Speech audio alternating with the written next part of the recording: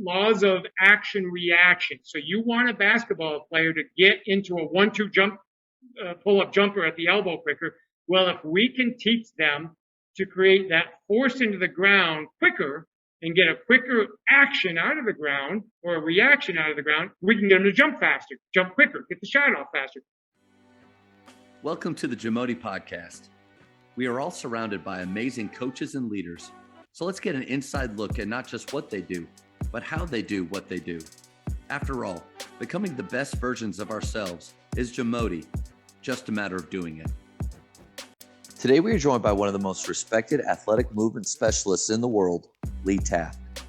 In the last 30 years, he has devoted the majority of his time training multi-directional speed to all ages and abilities. He also has a unique perspective on how the youth basketball model should work. To learn more about Coach Taft's workouts and philosophies, visit leetaft.com. Before we hear from Coach, take a moment to subscribe to our podcast and follow us on social media at Jamodi Podcast. Hey, Matt. Hey, Coach. How are you doing? Doing well. Everything good? Oh, yes. Tell me how you're doing. Doing very well. Yeah, been busy. It's we're just got a quick walk in because I think we're supposed to get some rain for the next couple of days here. So now you're in Florida. You're in Florida right now? Yeah, we moved down a couple of years ago. Yep. Okay. Well, I had the pleasure of meeting you very briefly, I believe, at our school with PGC Performance College years ago. How long did you work with PGC? On and off several years because my daughters went through it from when they were younger. So I would help coach stations, and then they asked me to do the athletic development part and create that curriculum. So I did that for a short period of time, and so it was good. They're a great program. Yeah, special guys. I directed for them for 5 years, and a lot of the things that culture-wise, especially that we do at Faith, right from PGC, and so I know that you and I are aligned in a lot of ways. I wanted to ask a little bit about basketballspeedspecialist.com. A little bit, just tell about that, your website, and what are some things that you offer that can help coaches in their programs. I appreciate it. Yeah, so we're really excited to offer that. What it is, it's kind of it's kind of putting out there what I've used for years in terms of trying to simplify coaching and the communication between player and coach. So offensively, it's very easy for us to say to a post player, hey, I want you to use a baseline spin move when we get the ball in the post because the defender's probably going to be on the top side, baseline spin or baseline drop, right? That's a common language. Defensively, we don't do that. Defensively, we just we might call a defense. So what we did a lot is if, for example, ball screens or dribble handoffs is a big part of the game now. So if we're going to hedge that, if we're going to use a defensive strategy called a hedge, we talk about the footwork. Hey, we want you to use a snap shuffle on this, meaning they're not going to get out of position. They're not going to take a huge, long lunging shuffle to get out of position.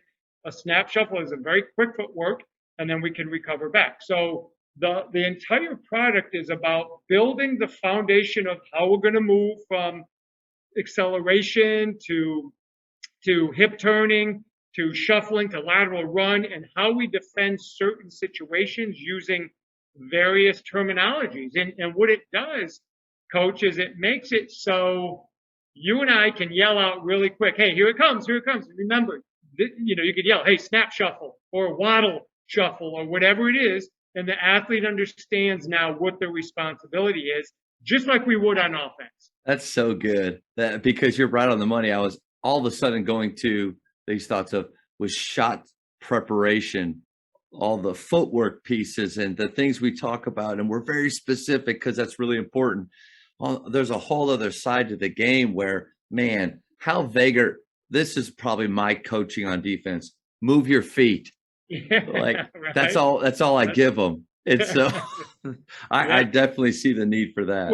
Well, it's funny because I'm watching the NIT championship last night, Xavier and Texas A&M, and I'm watching a couple guys get some cheap fouls, and I'm sitting here thinking, that's just high energy players sometimes doing what they do, they're competitive, but it also can be practiced. It can be routinely practiced, so it becomes a part of their DNA.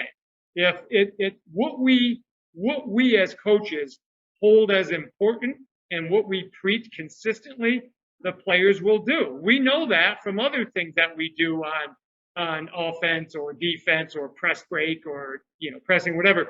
So we try to do that defensively or just through a communication, and it just makes it simpler for the players, and it can be very specific to you. Wow. You're a 1-3-1 team. Okay, you design it around that, but come up with the nomenclature that allows everybody to be on the same page. Yeah, that language piece is really important. If we want to shorten the gap between the gap in learning and understanding, what we're telling you, what they hear, and actually being able to do it, the better continuity with our language that we have, the better it flows. I see it. So when you're watching a game like that, it's funny because I see these fouls happen kind of like you do, but I usually take it straight to just the decision making that in that moment, but you can see, especially with movement, things that they're missing are better ways that they could do it. Yeah. So the other night, UConn women had an epic game with North Carolina State, right? Well, North Carolina State's center, she had their strategy was they're going to hedge on that mid ball screen, right? And so she got a foul on her one time because Becker kept extending it. She kept trying to get around it. Well, this defender used big, long, loping lateral shuffle. That got her in trouble because now she's out of her center of balance. Officials see that extension and they call it. But if we snap shuffle, we stay within ourselves. Our feet are in a good position to be able to go forward and back. And then she can run down if she has to run down the roll person. So I'm watching it and I'm saying, there it is right there. That's the communication piece we got to get. Not that players are going to do everything perfect all the time. We know they're not. But if we can get the odds in our favor, that's how we win and lose games when we're, especially if we're talented. Well, you're talking about making your practice better. Yeah. We want to practice perfectly, right? We know that's not possible, but as close to that as possible. And how many of us, especially on the defensive side, are way less than perfect and could be way better with how we're teaching an action like a hedge.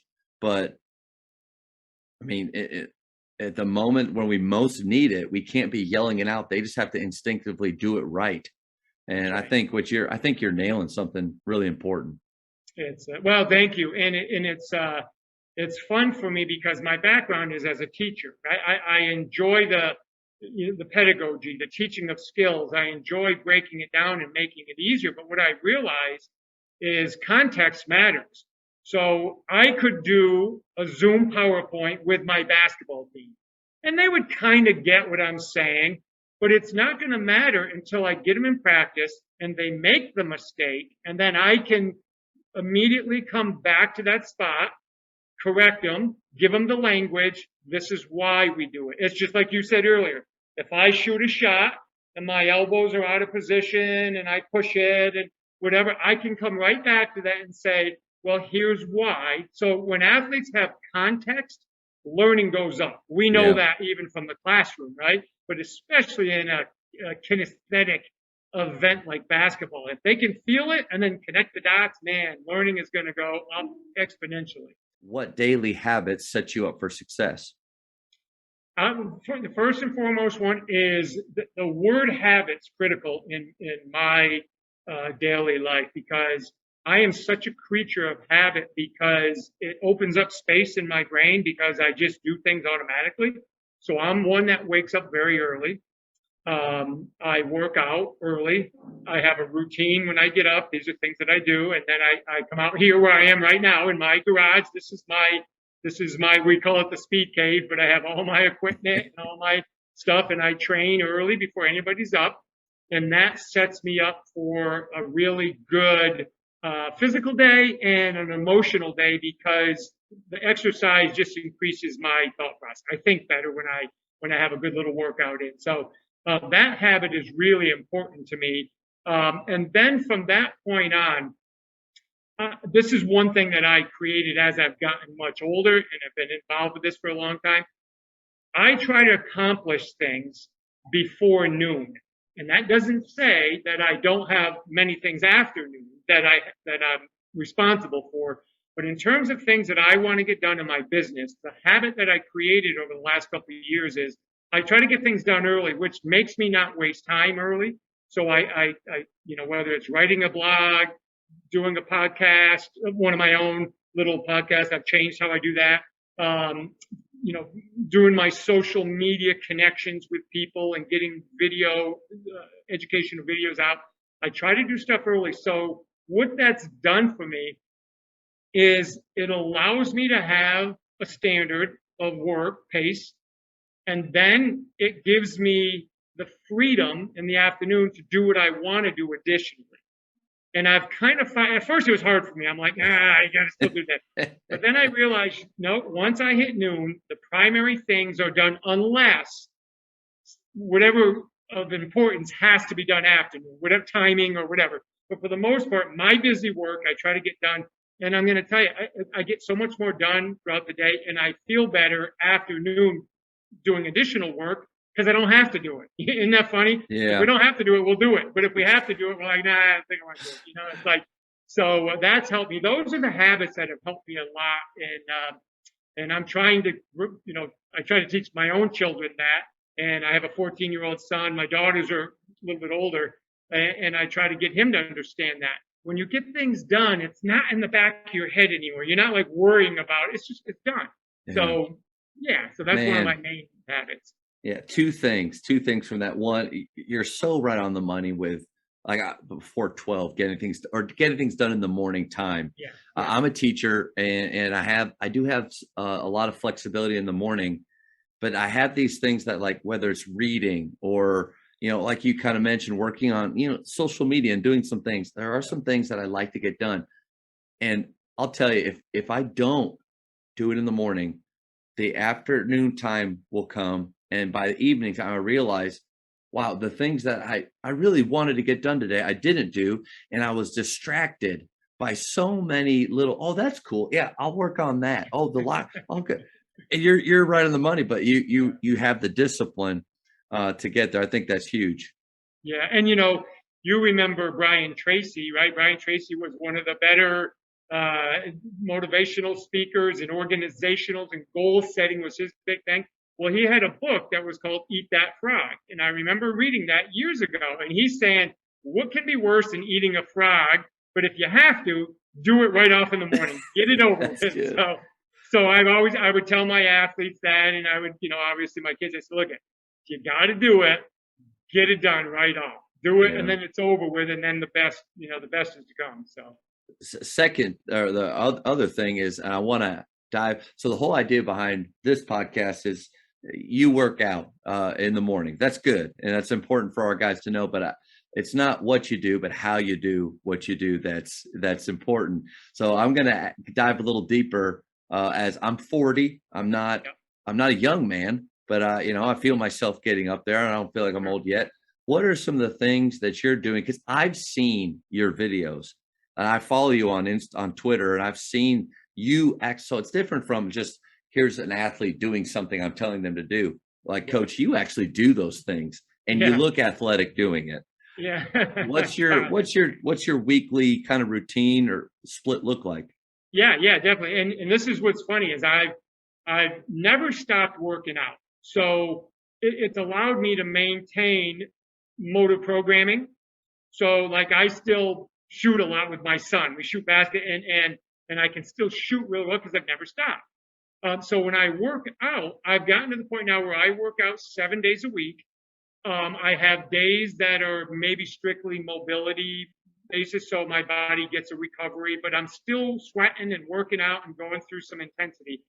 But for the most part, what I do is, just like I teach in athletic movements, we have movement patterns, right? We have sprinting and jumping and defensive shuffle and backpedaling, hip. Those are all patterns. Well, in strength training, I do the same thing. I have days when I focus on more pushing horizontally, which would be a push-up or a bench press or a dumbbell bench press. I have days where I do more maybe vertical pulling, which could be a pull up or a lat pull down. And I do the same thing for my lower body. I have very knee dominant days where I'm squatting and stepping up and lunging. And then I have hip dominant days where I'm picking stuff up like a deadlift or RDL. Yeah. or an RDL, yeah, Yeah. Romanian deadlift. And so we'll do stuff like that. And what it does for me, and this is the fun part about training myself versus my athletes, is I kind of come in the morning with a plan, but it'll switch like that if all of a sudden I start doing something. I'm like, nah, I don't feel that today. I can go to something else, you know? And so, but with my athletes, we have a program. And then obviously if it's not working, just like a basketball practice, you gotta have a remedy for that. Yeah. But yeah, for myself, it's making sure I hit all the multi-planar movements so I stay very balanced. And I'm working really hard over the last year and a half on extending my full range of motion. So doing things that are increasing my tendon strength at terminal range of motion, very controlled. And it's amazing how much it's helped me. I'm 56 and I probably feel better now than I did when I was 36 Wow. and still pretty active and jumping just because I've given myself more capacity to get through range of motion. So that's been pretty exciting for me. Coach, not that no, I was gonna make a joke that not that I need the help, but if I need Coach, I need the help. If is there anything that you have kind of down, even if it's literally like, here's my weekly plan and kind of that you do have available for coaches? Because I don't I don't know if this is just off the top of my head. I don't know if I've never seen a workout from a coach for coaches because I think sometimes health wise, we're some of the worst or the unhealthiest people out there. We can't demonstrate anymore. We eat like crap. We drink stuff that we shouldn't. But we should be, we want to model the right things culturally within our program. We should be modeling those life habits as well. Do you have anything like that out there for coaches? You know, it's funny. I wish I did. I actually don't, but that's probably a good idea. Like I have talked about, and I've shown them like my schedule in the past, and just how I do my day and stuff that I've shared with coaches. But in terms of the actual workout, no, it's not a bad idea there. And you know, it was funny. A large reason why I do what I do is because I've had back pain for 35 years, but it wasn't because I did something wrong genetically. My spine I've got some scoliosis and some degeneration from it, but I have zero pain as long as I'm doing my exercises, as long as I'm working. So my decisions when I used to just do the 16-hour days and I could hardly get up and my kids had to help me with my shoes, and it was finally, I have to prioritize me. Yeah. And then that allows me to help my people around me, my athletes, my other coaches, or whoever I'm mentoring or whatever. Because when I couldn't move, I wasn't myself anymore. So that's partly why I do it. It just allows me to stay very healthy and feel good. And you know, the older I get, I keep really focused on that. That's always in the forefront. The Jamodi podcast is powered by Sideline Interactive. Sideline Interactive is the leading manufacturer for high-quality, innovative scoring tables and LED video display boards that help coaches and schools bring more excitement to fans, create huge fundraising opportunities, and make their jobs easier. Visit sidelineinteractive.com to check out their amazing products. What are some opportunities for kind of learning and growth that you've recently found? Some people that you're really into right now or enjoying kind of following? Yeah, so from a standpoint of strength and conditioning, I'm revisiting stuff with a guy by the name of Charles Poliquin, who passed away, you know, not too long ago. He's probably the most decorated strength coach ever. I read something the other day. He had like 260 something Olympic medalists that he worked with, and I mean, I've never heard of anybody have that many, right? And because his thing is he's done it in this, and I have a point to mentioning him, but he's had it from, you know, judo to figure skating to, you know, skiing or to anything. And the reason I mention that is because his principles matter. So a lot of my following right now, whom I'm following, is I want to know their principles, because we can, if we have solid principles, like we're watching Coach K possibly have his, his last hurrah tonight, no, tomorrow night, right? Yeah. Or if he wins, he gets one more. But one thing I always liked about him is he has standards and he has principles. That's what he guides his program by. A lot of us are detailed with rules. This is a rule, and this is what has to happen. He's like, rules can get messy, but standards are standards. Principles, if we live by the principles. So Charles Poliquin, his whole training is about principles. And if we follow the principles, we can put our own system into that. And that's what I like. So he's a guy I'm following. And obviously there's many other people that, may not be as well known. A guy by the name of Bill Hartman, who's a good friend of mine, incredibly intelligent, a physical therapist, but also a strength coach, very principle based on how we breathe and how we move based on breath, how we get rid of pain based on that. So I follow people like that. And that's just been great for me. And I enjoy that process. I was just, what Charles, how do you say his last name? It's Poliquin. Poliquin. I think in the Tools of Titans that Tim Ferriss wrote, he was one of those guys in that. And he would talk about, you want bigger biceps, squat, like how the squat would help everything. And interesting guy for sure. Yes, definitely. Your own program that you run, you talk about following some other guys, you have your own program. What are some of the standards and pillars in your program? Yeah, the one staple that I have built my movement competencies off over the last 30 plus years is I base everything off laws of movement. So people will say to me, Lee, you do the same thing all the time. I'm like, well, because gravity hasn't changed yet. Until gravity changes, right? That's a law. We know gravity affects me a certain way, so I fight against it, right? Or laws of action reaction. So you want a basketball player to get into a 1-2 jump, pull-up jumper at the elbow quicker. Well, if we can teach them to create that force into the ground quicker and get a quicker action out of the ground or a reaction out of the ground, we can get them to jump faster, jump quicker, get the shot off faster. Same thing if I need them to run the floor faster. So we base it on that laws of acceleration. We have to have where we're going to push. If I want to go in a direction, I have to push in the opposite direction. So that applies to my defensive shuffle. That applies to a lateral run if I'm trying to cut somebody off going baseline. And when I talk to athletes on that, I make it very bare bones basic. I use my hands and I say, you want to go that way, apply force that way, right? And if we can do that with the proper stance or the proper foot position, we're going to get quicker immediately. So my training program is built on those principles or those laws of human movement that really don't change a lot. They just adopt or adapt to the scenario. If I'm going vertically, well, I don't want that wide defensive stance. I need my feet underneath me so I can be like a rocket ship and push my fire down so I can go up, right? Yeah. So those are the basis of my program. And if I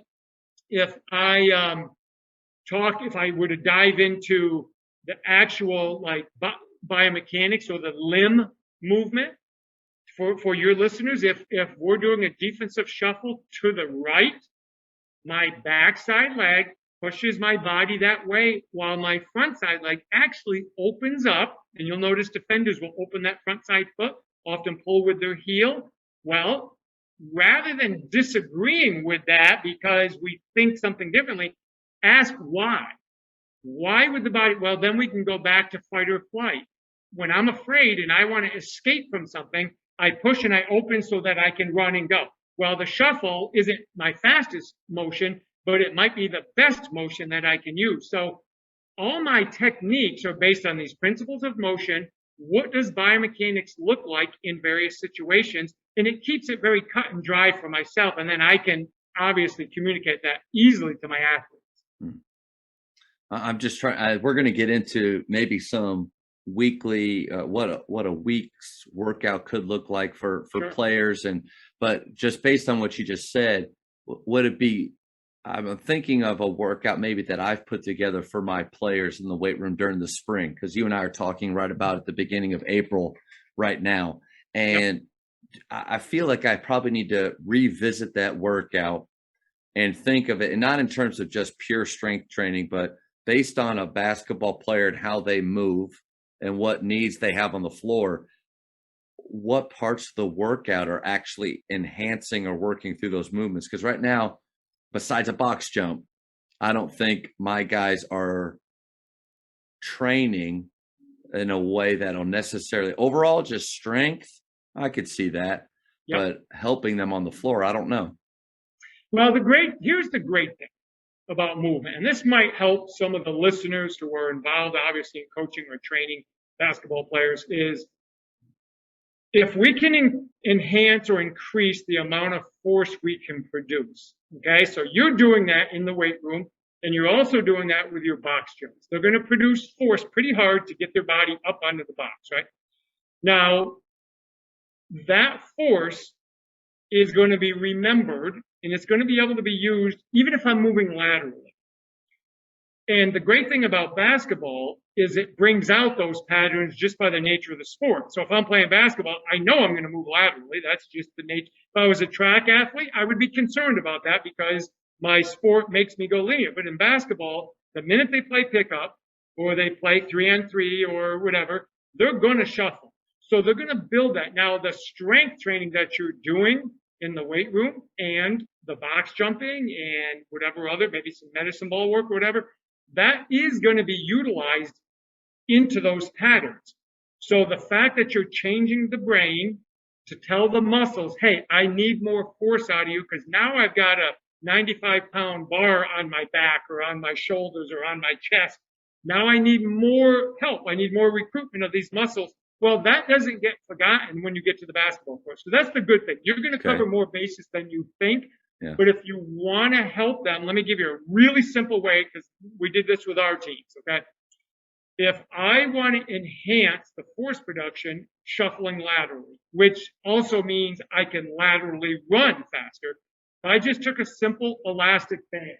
So if we took something like this, okay, an elastic band, in which I had enough for my team to get into partners, and each one had them, we put it around their waist, and we would have them shuffle across the lane.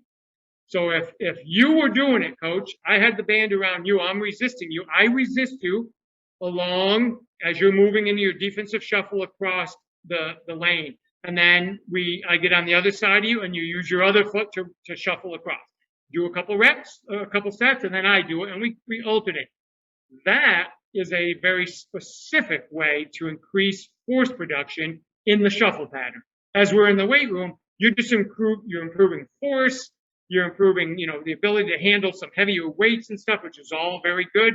But if I want to make it specific, that's all I have to do. A $15 tubing, put it around their waist, and then they can get some specific application.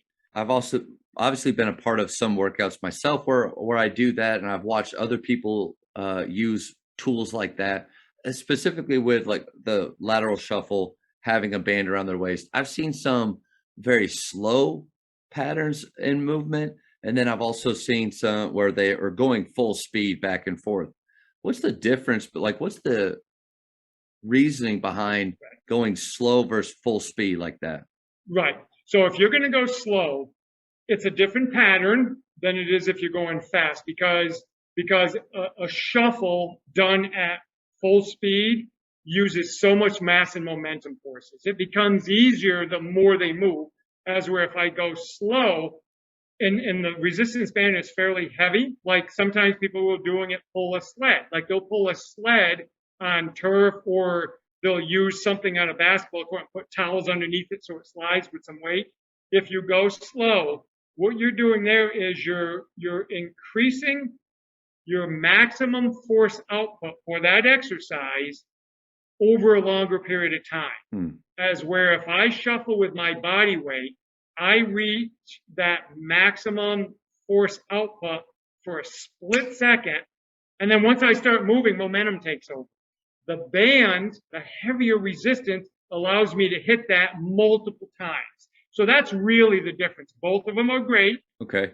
But if you want to improve the pattern, you need to do it at maximum speeds. That's how the actual coordination of the pattern is going to get better. So yeah, that's how you would do that. Coaches, the Jamodi podcast is powered by Biology. What's your BSA score? The Biology Skill Assessment is the only verified skills metric endorsed by the NIA and NJCAA to discover and develop the best talent for your team. This 10-minute, 100-shot test can be taken for free today on the Biology mobile app. Elevate your game. I think there's a lot of coaches that, especially at smaller schools like I'm at, where we don't necessarily have a full-time strength coach. And so there may be somebody in the school, a lot of times as a football coach, that may just give us workouts, or if it's like me, I want to try to do my very best to have a basketball tailored workout for my players. What are some strength training areas or just areas of workouts that for basketball players we need to be focusing on, we can't miss? Yeah. No, I think it's really, I talked earlier about these movement patterns.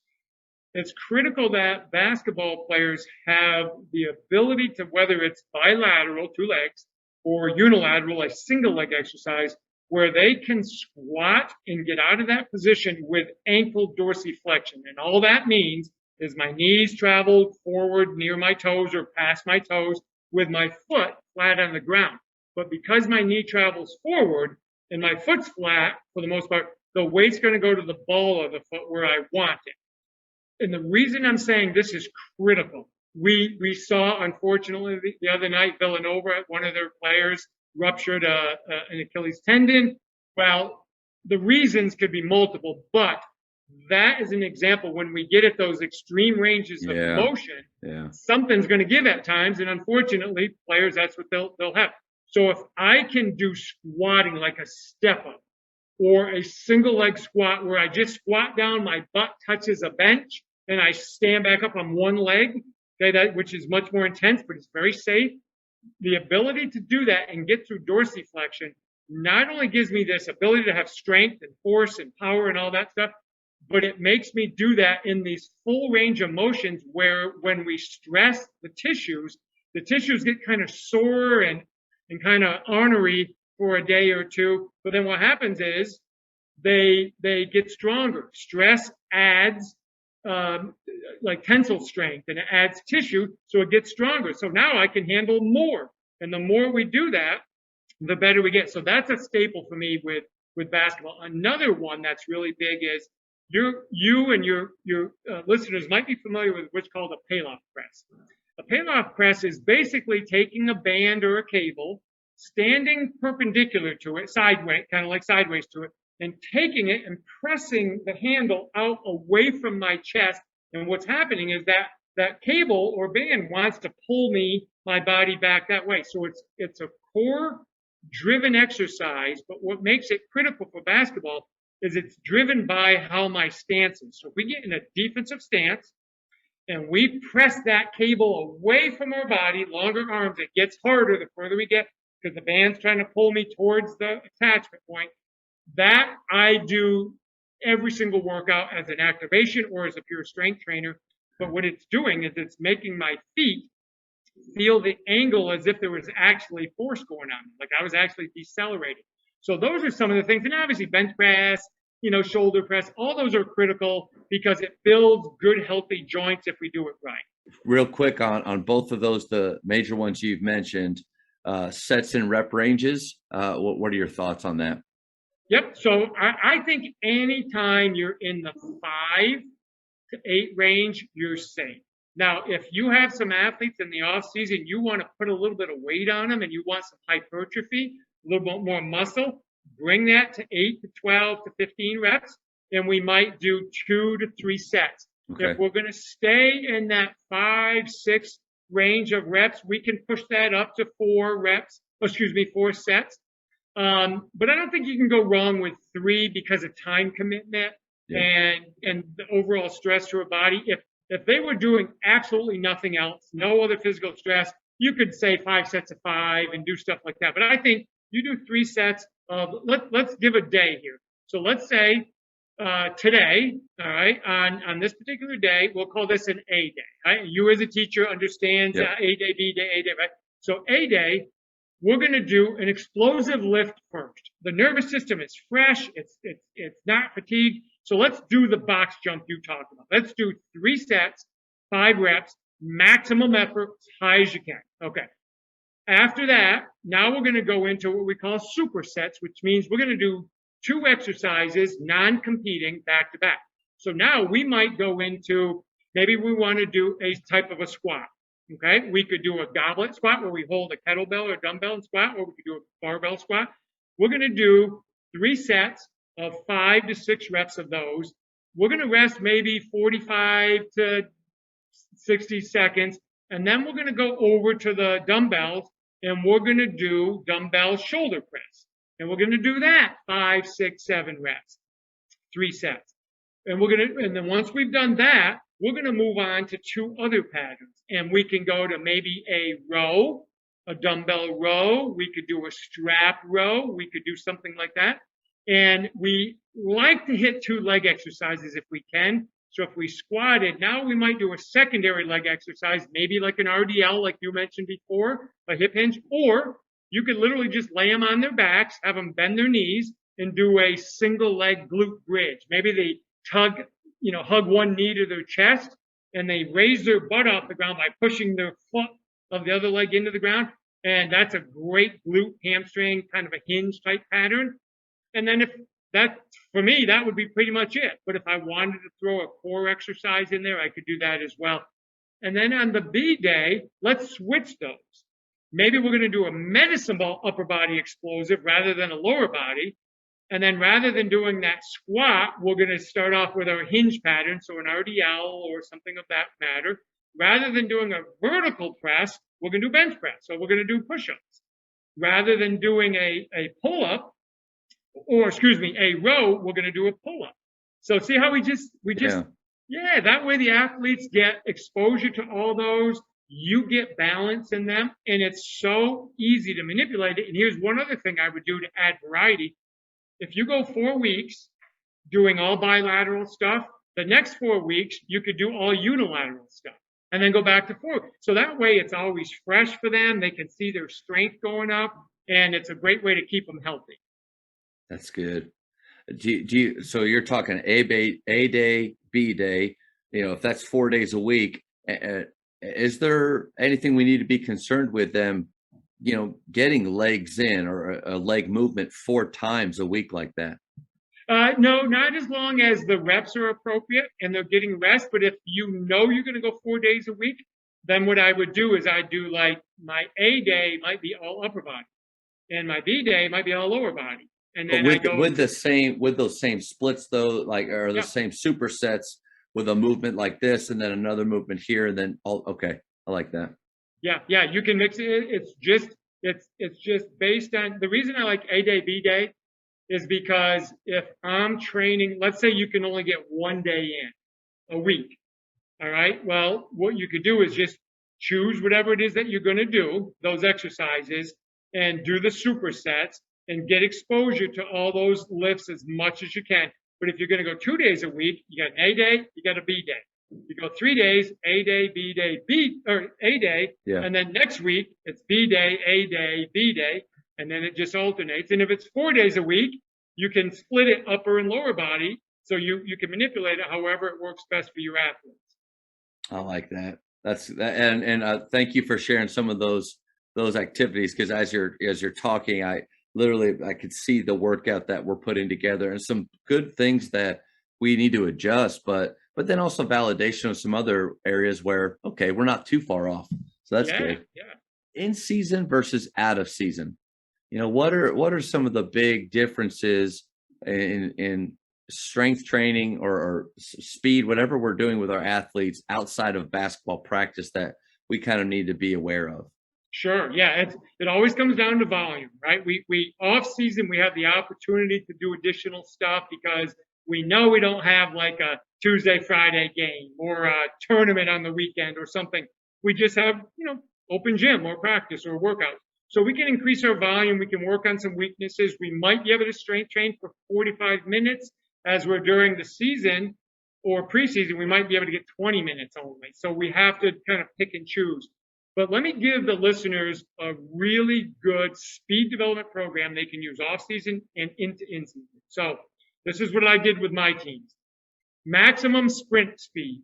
Full sprinting is critical because it develops foot, ankle, lower leg, and the ability for it to be elastic. So if you want to jump higher, if you want to change directions quickly, get a really good, stiff, stable foot and ankle, and that'll help. So we did this. We sprinted twice a week during the preseason, off season. Okay, just twice a week, because we're trying to improve max. This is not condition. Trying to improve max speed. We started them out in about a 6-week program, and we would start out about 20 meters, and then we'd go, for a week, week and a half, and then we'd go 25, 30, 35, 40, up to 40 meters, and then or yards. And then what we did is the lower it is, so 20, 25, we might do 4 to 5 sets or reps, okay? And then as we got up to 30, we went down to 3 to 4, and then when we got to 40, 2 to 3. But it had to be 100%, and we timed everything. Because if we time it, now we see progress, and it kind of holds them accountable. So we did that. Didn't take very long, but we got fast. Our kids kept getting faster because they sprinted. Now we got into in season. We sprinted once every 7 to 8 days. And what we did is we would go 3 sprints. We would go out of bounds on one corner. And we would sprint across through the center jump circle to about the opposite wing. And that gave us room to slow down. So we get about 25 yards to 30 yards, depending on how much out of bounds room you have. We did that once, 3 times, full speed after we warmed up. That's it. That maintained, in some athletes, it actually improved their speed, but at least we never lost it. The second thing we did is we marked off 7 yards. And so 7 yards for the listeners is basically the baseline to about 2 feet above the foul line.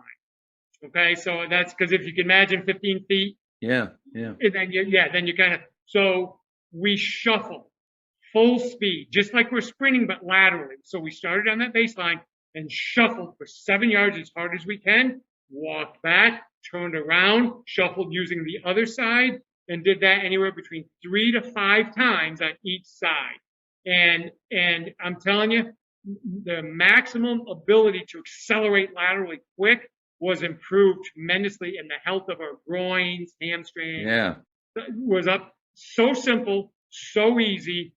The only problem coaches have is they're like, I feel like I'm not pushing them hard enough. And I'm like, exactly. I was just, That's the whole point. I'm not trying to condition them. I'm trying to make them faster. So now you have a faster athlete. And here's if the athletes can, or the coaches can hear this message, this might make sense. If you have an athlete that can run 20 miles an hour, okay, that's their maximum speed. And if I can train them, and let's say I got them up to 22 miles an hour, okay? And now during a basketball game, most of the time they're running sub-maximally. Like you never get to your max speed or very up. But if they're running sub-maximally now at 20 miles an hour, they're that much faster because they just raised their ceiling up. So their sub-maximal speed actually makes them appear to be more conditioned too, because we can go longer when we're at a sub-maximal level. Because if I run a 400 as fast as I can compared to 80%, I could go longer at 80%. But if I raise my maximum speed and my sub-maximal speed raises, I'm a better athlete. I look better shape, and I can maintain those faster speeds even better. So when you look at it that way, you're like, it makes sense. Let's raise all that level of speed because their sub-maximal speed goes up. To me, that's a pretty big mind shift from, I think, I don't know, maybe from what we just have seen on social media or YouTube, maybe from how we were coached, which is if you're not breathing hard and if you're not bent over and dripping in sweat, you're not working. You're not getting better and faster. Like, what's the balance there between, because the moment you said, just to be transparent, the moment you said we sprint 3 times, in my head, I thought, that's it? Like, that's not enough to get tired. Yeah. But yeah, speak to that shift where Yeah. what's the balance? Definitely. So believe me, we get our kids in shape. My teams have always been a full court type of team. We press, we run. So we're in good shape, and if we construct our practices right, we're going to get there. And our off-season stuff was very much ball dominant, but at high amounts of volume. So we got in shape. It was just very specific for them. But if I need to get faster or stronger, power lifters are the strongest people in the world, right? They only lift one rep. Okay, that's maximum force. So if I can sprint 3 to 4 times at this particular distance, 100% effort, my nervous system is changing. It's developing the coordination to move my limbs at that maximum speed. So if the coaches can change their mindset and say, listen, I can either have athletes that are incredible shape, but not real fast, or athletes that are just thoroughbreds. They're faster than everybody on the court and they're in good shape. Which one would you take, right? Yeah. The athletes that can run and jump are the ones that dominate eventually, right? Yeah. And the ones who obviously have skill and can shoot. But if we are extremely fast, extremely quick, and we get in really good shape, man, it's tough to beat teams like that as long as they have a good, skill set.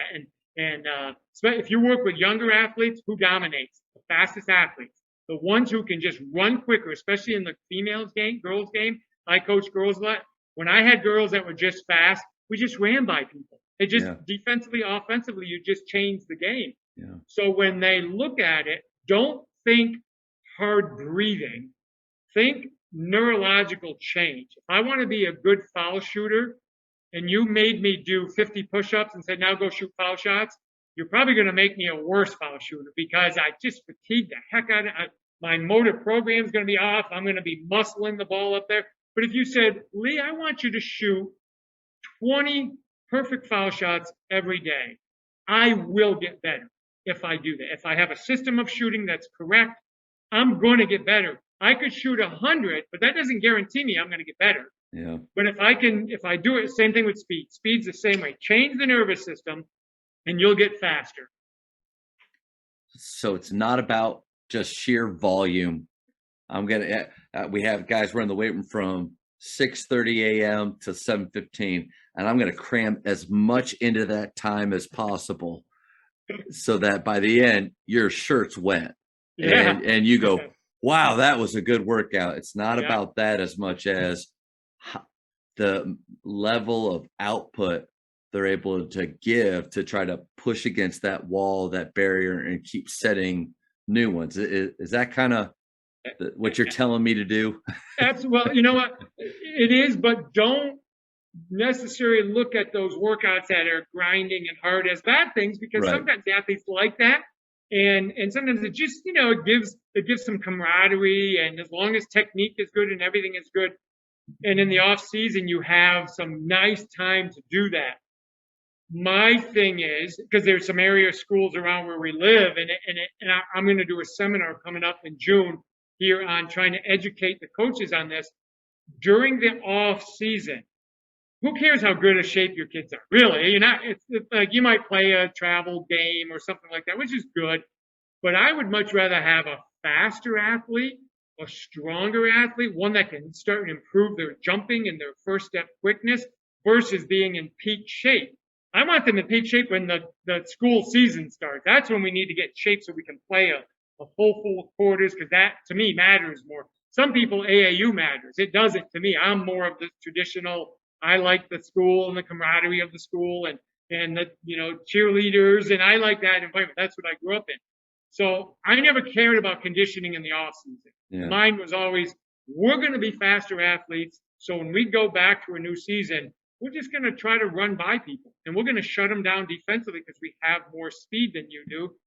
If I'm the same speed as I was last year, that's my fault. I didn't prioritize that. But I tell you, I think this way of thinking about off-season training for us as high school, I changed my thinking on that to where players really have 2 seasons now a year. Yes. They have their school season, and then they have their select season. And I was one of those coaches that School season, hey, guys, you're all in on what we're doing. I don't want any distractions. We're going to, okay, now it's select season. Guys, listen, you're still all in what we're doing. I don't Yeah. want, and I was not allowing them to focus. And so I've made that shift, but I still fall in the trap of, we're still going to condition right now. Our workouts are still nothing wrong. Like you said, nothing wrong with being pushed or whatnot. But I think this type of training, this type of thinking of really maximizing their time, it'll, because they are still, if they're playing select ball, guys or girls, they're still in shape.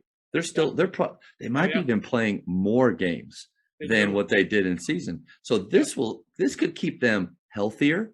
This could allow them to stay fresher throughout this time instead of long grueling season. Now it's time to grind even harder, but you're still playing tons of games. I just think this is really healthy.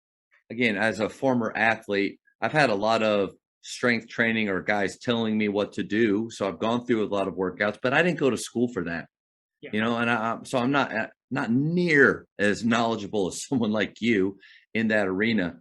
But so sometimes I go off based off of a workout that I see, Yeah. some things that I've done. Maybe a college shows like a quick little video of some stuff they're doing in the weight room. Right. So we try to.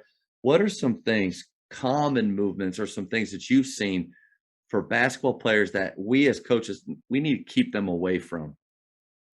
Yeah. So a lot of it is some of the some of the movements like the strongman competition, which we're starting to see even more in colleges doing because they like the rah-rah toughness. So like let's say I'm not opposed to it, but let's say like a tire flip. A tire flip, which is becoming really popular and it's a tough thing and kids do it. No problem with it if they have the capacity, if they have the lumbar strength, if they have the range of motion in their hips, their knees, and their ankles to get into the right position. But I see teams starting off their season, we're going to tire flip and who can do the most. What we see are damaged lumbar spines, herniated discs, and these young kids all of a sudden are in pain at young age. So things that fall into that category. Let's just stay simple. And remember, strength training is about improving, enhancing the experience on the basketball court or football or soccer or whatever you want to do. We're not training them to compete in Olympic lifting Yeah. unless they choose to do that, but that's not our job. Our job is to keep them healthy. So I would watch that. I would be cautious of like really heavy, any kind of shoulder press, bench press that puts them in a compromised position where maybe just like that, all of a sudden a rotator cuff can be damaged and now they miss 6, 7, 8 weeks. And then it takes them another 6, 7, 8 weeks after they've healed to get back So when they should be. higher rep ranges and movements like that are safer or smarter just because the weight will be lighter, less chance of something giving out. And it can, yes, it can be, but if it's okay going, if you stay in that 5 range, Yeah. and if you did go up, it's just about making sure they've worked their way up technically. So what we'll do a lot of times is we don't judge them on whether they could lift it. We judge them on whether their technique was good. So it's kind of like, the gymnastics. Did you have really good technique on your cartwheels and stuff like that? Same thing with lifting. You know what? You lifted it easy, but your form was bad. So let's fix the form. That way they don't get hurt, but they're really dialing in. It's just like if I chucked a 3-pointer from my hip. Oh yeah, it went in, but how many times are you going to get that off in the game? So it's kind of like we're not going to give you that point. You got to shoot it the right way if you're going to get a point, right? And so it's kind of the same thing in the weight room. Treat them as if they just need to gradually increase their force, their technique, keep them healthy, keep them feeling good, and more than anything, you want to keep them so they want to come back and do it again. It's kind of like hitting a really good putt, even though you stunk the whole time in the golf. But the last hole you hit a good putt. Yeah, I'm coming back next time. Same thing. But you said something like the tire flip. The in the weight room you can adjust your weight to what's appropriate and to have good form. The tire is going to be heavy no matter who you are, how big you are, how small you are, it's the same, like unless you have different sizes of tires, which Exactly. most programs don't. There are one or two of them that they somehow found. And so they're flipping them. And yeah, little Timmy is trying to do what the 300-pound guy can do. It just made me think of I was training for a Spartan race. And so I was doing a lot of movement things and a lot of pull-ups and trying to, be lower on the ground and do some stuff. And a lot of the training I did really helped. There was one thing where it was just this huge ball, concrete ball Yeah. that they wanted me Okay. to pick up and carry. And man, I'm telling you, I don't know how I didn't break something, throw something out. And when I set it down, I was like, I'm never doing that again in that Yeah. mindset. But I don't train for that. So why am I doing it? But golly, it's just a lot of these talks that I get to have, it really highlights more of where I'm falling short with my players, the things I'm asking them to do that we don't do that in basketball. That's just Yeah.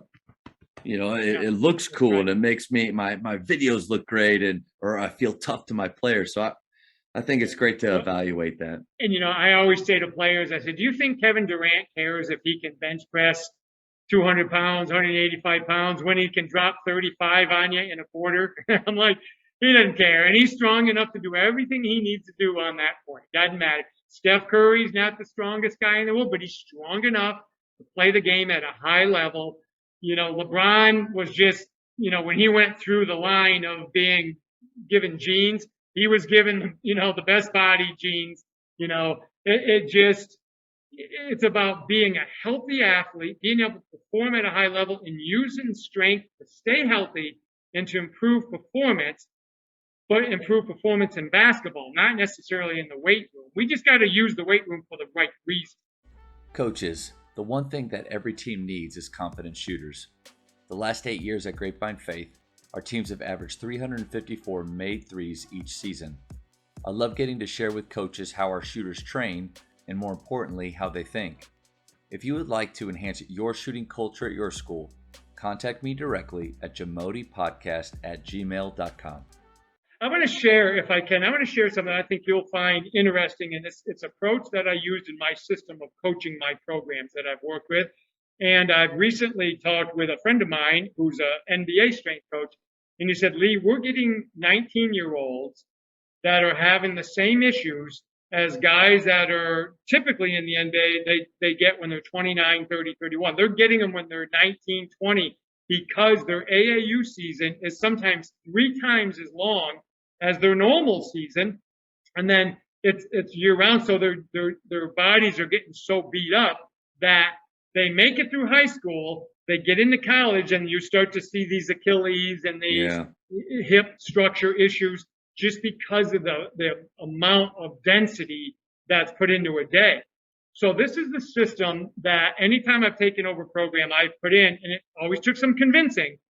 But I think when parents and athletes listened to the rationale, they understood it. So number one, we're going to improve skill.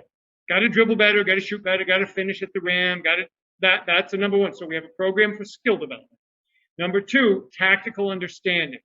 You need to be able to understand how to make a pocket pass. You need to know how to throw a fade, how to come off a ball screen, or a dribble handoff, a pistol action, or, we're going to have some tactical understanding. We're going to raise the bar on that. So now players, when a play breaks down, they can play. They can still do stuff. So tactical elevation goes up. So we have a segment of our off-season training that really hits that. The third one is athletic development. We have to become better athletes. So those 3 things we implement into our off-season training. And then what I would do is, rather than having my kids do a lot of travel basketball, but I told them, if you want to do that, that's between you and your mom and dad. Go do it. But let me explain, if your goal is to be a better player, I have a better solution, a much cheaper one, less time consuming. But here's what we're going to do. So what I would do is, when the state allowed you to do it, rather than playing travel, what I would do is I'd call local either travel teams up or other schools and say, hey, come on over and scrimmage with us. No official, we'll do it. or I'll have some other older guys come in and do it. You get the ball 10 times, half court, run your offense. We're going to defend you. If there's a mistake, stop us. We'll set back up, correct your team right there on the spot. We would treat it like a football, scrimmage where you get 10 offensive plays. We would do that. Then we would say, okay, let's go out of bounds at 3/4 court. And then we would put in full court. Then we would do all right, 30 seconds. We're down 3. You got the ball. Go. And we'd do like an hour and a half. The kids loved it. I'd let parents come and watch. They'd hear the coaching, see the stuff. And so I would hit multiple teams like that. Didn't cost any money. The kids got to play competitive against other schools. The coaches got a chance to teach, and actually in an environment where it's not their own players who cheat on defense all the time because they know the play, right? That's right. So every time I started up a new program, that was the system I put up. And then the parents finally said, now I see why you didn't want us to do AAU. And I said, it wasn't that I didn't want you to do AAU. Your goal and my goal is the same.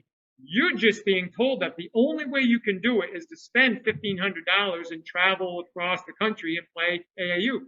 The last point I want to make is I did a research study one time. I followed a player for a weekend tournament, and I did it a couple weekends in a row. This one player played, most of the game, wasn't a point guard, played most of the game, touched the ball an average of 42 to 47 seconds per game. So I brought this to my families and my parents, and I said, your child can touch the ball 42 to 47 seconds. I found that's pretty much the average of most players when they're in a game. I said, there is still more they're learning in the game, but I said, their skill level is so low. What are they gaining going to an AAU tournament where like this high-powered AAU team is pressing you from the opening bell and you're getting beat by 60? Or your child can come in the gym with us and have the ball in their hand for 60 to 90 minutes and get really good. And then they kind of look at me like, does that make sense? And I'm like, think about it. At the end of the day, they have to get better. That's all I'm trying to do. If AAU is the best solution for your child to get recognition, let's do it. But if not, most of you aren't good enough for AAU to be that impactful for you. And it's not that I'm against AAU. It's just that it's changed parents' mindset to thinking, oh my gosh, if I don't do AAU, my kid will never make it. I'm like, relax. That's not how it works, especially when they're 6th, 7th grade, give them a chance to develop. So anyway, I just wanted to share that. Coach, that's super impactful. And I personally think you're right on the money. I love the breakdown of what the year looks like and the different phases of the game that you're going to work on with your kids. But that approach to select basketball, we talk so much with the kid, or we see in kids today with social media, it's the fear of being left out. Yeah, that's a real fear. But the parents get that too. Yeah. And it's I mean, you mentioned you have a 14-year-old. Mine's 15. He's at Fate. And with my wife, we were like a year ago, we said, we are falling into this. If he doesn't get on a team right now, I mean, and this snowball of basically the next 10 years of his life. I'm like, hold on. What is he doing daily to help? And then at PGC, we have one of my favorite talks when I was directing with them was getting seen versus getting good. And there was a breakdown, just like you said, of weekend tournament, how much actually ball in your hand, and that whole idea of these kids we're trying to get exposure as a freshman and sophomore, but instead just getting exposed to how behind we are in the game. So you and I, and I would say a lot of high school coaches are very like-minded, but the parents and players that do happen to hear this, that was really important. Well, I appreciate it. And the other thing is to remember is that if we were to just take a snapshot of an AAU tournament or a free scrimmage at your gym, it's the same thing. It's still dribbling with my right, dribbling with my left, doing this, doing it. It's running a play. It's the same thing. It's just we prioritize the travel team because the potential of a college coach watching you. And you and I both know, I've been involved with this a long time. Most of the coaches that are watching you play are the smaller Division III or junior college or whatever, because the big guys, they already know who they're going to go watch. They've been following that player for 4 years. They don't guess. They don't guess. Exactly. They know where they're going to be. They're going to go. And my thing is, both my daughters got scholarships to play college basketball, and neither one of them were on AAU teams. What they did, and this is what I found out, and this is what I tell my parents to do now. I have a girl right now that I'm working with, and I told her dad to do it. What I did is I told the local teams, look, if a couple of your girls get sick or can't go to a tournament and you need a fill-in, my daughters would be more glad to play. So they probably played multiple times, didn't have to pay because the coaches were just glad to get them in. They played in a local tournament and got their fill of competition. But the rest of the time, they're in the gym with me and other kids lifting weights, getting faster, working on their left-hand finishes. But in an AAU game, a kid who doesn't have a left hand isn't going to work on their left hand during the game. It's not a laboratory there where you experiment. Right. You're right. That's right. Yep. So anyway, that's just my take on it. I know a lot of people disagree with me, but my thing is I want to maximize potential and improvement in the player. Exposure will come. If you're good, you're good. The college is going to find you if you're a good player. So at a school like mine where 340 kids, half of them are boys, we need multiple sport athletes. Yeah. But even though, I mean, the times where I have some of those players year round, I know that I can get deeper in their skill. This question is more of, I love having football players come out because of their strength and athleticism, their aggressiveness that they have. One common, if I have a player who has played basketball, and I know they love it, one reason they decide not to play is because they've either been told or they feel like I'm going to lose strength during the season. When I get back to football, I'm going to be behind. What are some things that we as basketball coaches can do? Because I always tell my guys, like, listen, we lift in season. Like, we actually lift 3 days a week, and we rarely miss that because it's important. Yep. How can we help? Yep, absolutely. So here's two things, because I was the same way. When I very first started coaching, I was a football coach, basketball coach, track coach, and so we had multiple athletes. I was in a small school, so it was funny because my football players would come out, especially like I had a couple linemen that came out and played basketball, and I said, "You got 5 fouls and you're going to use them," and that's what I'm like. That was the advantage. So, well, what I would do with them is I'd say, "Listen, during this 3-month period of time, you're going to become a better athlete. You're going to get faster. You're going to get quicker. You're going to be more explosive. All those abilities are going to go up. The strength training we're going to do is not going to go down. You're just not going to be able to do as much of it, and you'll know that. You'll feel that in your body because the basketball practice is different than a football practice." So what I would do is we would choose 3 primary lifts for those kids. Maybe it's a squat, maybe it's a form of a deadlift or a hinge, and a bench press or a clean or whatever it was they wanted to do. About 20 minutes. We kept them strong. So what we would do is go with those kids. A lot of times we'd go 3 to 5 reps, and we would push the weight fairly heavy. They never got sore. They kept getting stronger, and they felt good. Neurologically, they went up. Like their CNS system was ramped up really good because of the heavier weight with really good form, and then they were done. At first they were like, "Coach, I don't feel like I did a lot." I said, "Yeah, but you just lifted your max for 3 reps or 5 reps in great form. What do you mean you didn't do enough? Watch, in 2 weeks, that's going to go up." That's how we did it, and they stayed very healthy. And because we only did it about 20 minutes, the volume didn't override their fatigue levels to the point where they couldn't recover. And what was funny, my basketball kids started to say, "Well, I want to do that. I want to get, versus, I would do some different stuff with them if I had to, just because they weren't exposed to that early on. Now, I just kind of make sure that they know they're going to be a better athlete because basketball is going to help them move differently, and they're going to still be able to maintain that strength. And then when the season's over, they can get right back into their higher volume if they choose. So it'd be probably a good idea for when those guys come out. I don't like the idea or the feeling like it's us versus them with programs. Exactly. And we're fortunate at Faith where I do have a good relationship with the football coach, but there's not a lot of dialogue. It would be probably smart for me to say, hey, coach, these guys are coming out. What are a few things in the weight room that you would like for them to continue to do and maintain during our season so that when they do go, is that a good way to approach that? It's a great way to approach it. Why not? Why not? Why not have them involved and interested in knowing that they're players? Because you can say to them, hey, laterally, they're going to get better. They're going to have stronger legs and feet because of that quickness and movement. What do you want them to do? What's important to you to keep their numbers up there? And if they say, hey, because it's collision, we have to have a good bench press because they have to have enough shoulder strength, or they have to be able to do maybe a hex bar deadlift, which is a pretty safe deadlift. We want to keep that number. Hey, great. We'll make sure they do it, Yeah. and it's really, really good.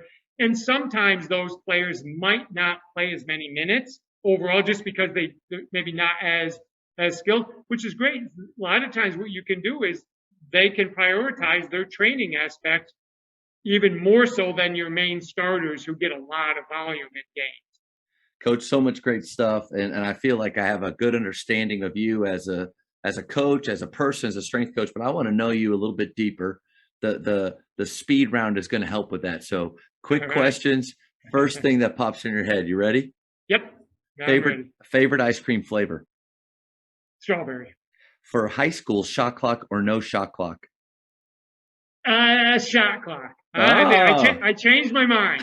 I changed my mind because of course I grew up when there wasn't a 3-point line and all this stuff different, but I changed my mind. I think I would like to have it. I would like to see them get rid of the 5-second rule on dribbling and make the shot clock say, hey, now you got to play within that. Okay. Yes, I love that. Texting or talking? Talking. Favorite holiday? Thanksgiving. Yep. Invisibility or super strength? I would say super strength. I figured that one with you. Yeah. It's a weird question though, and I usually get a look and I don't really know. Like I need to figure out what does it say about a person when they answer one way or the other. I don't know. If you could travel back in time, what period would you go to? Oh yeah, that's I would like to go at kind of the beginning of the Industrial Revolution and that time when things were happening. That would be the time I would like to be. That's cool. With. Yeah. Two more. How many cups of coffee do you drink per day? I don't. I've never had coffee in my life. Isn't that funny? Never had it. That's usually the response. People are like, are you kidding me? I tried it one time. I put my tongue in it, and I'm like, all right, that's never did it again. So for energy or anything like that, just you naturally. I do like an occasional, and I hope you don't get off the call when I say this, an occasional energy drink that doesn't have it says no sugar, but there's the sucralose and stuff in it. But right. Yeah. No, I'm pretty much water. I have obviously my son. I have milk with stuff or a little my protein. I have a natural protein I put in after a workout, but that's pretty much it. Yeah. What kind of protein do you like? We use what's called J-Rob. It's a natural whey protein. Whey is really good for multiple things, but so we use this J-Rob. It doesn't have all the other chemicals and stuff in it. I've used it for probably 10 plus years. Okay. Can you find that on Amazon? Can you get that on Amazon? I think so. Okay. Yeah, pretty much any of the supplement stores or sometimes grocery stores have them too. Yeah. And last one, Coach, probably the most important: Godfather or Star Wars? Godfather. You know what? I saw, because I remember I was in the movie theater. You had Star Wars, Godfather, Rocky, Jaws, all came out within that 1975, 76, 77, all within that range. And I went to all of them. And it's funny, I think, what is it, the 50th reunion of The Godfather or something now, the original Godfather? And I remember watching that. My son's a Star Wars fan. He couldn't get into it, huh? I'm more of a Rocky. Give me more Rocky. Yeah, that's right. I want to see him when he's 92 fighting somebody else that's 78. I thought Balboa was pretty great, Rocky VI, and he looked pretty good. He sure did. I'm a simpleton. Just give me the guy who punches hard. I like that. Oh, Coach, so much gold in this, and I think a very just helpful episode and information for coaches. If they had any questions or wanted to contact you, how can they do that? Yeah, definitely. And certainly leetaft.com is easy. You can find me anytime. Any of the social media is at Lee Taft. I try to be active to help support any questions. They can reach me there. And if they want to come directly at me, my initials, LT at leetaft.com, they can come directly to me. That's not my business one. That'll come to me, and I'm always open to answering questions. Awesome. Coach, man, thank you so much for your time. This was incredible. Thank you, Coach. I appreciate it. Have a good one. Good luck with your teams. Thank you. Thank you for checking out today's episode. Please take a moment to subscribe to this podcast, share it with your fellow coaches, and find us on social media for what's coming up next on the Jamodi podcast. It's just a matter of doing it.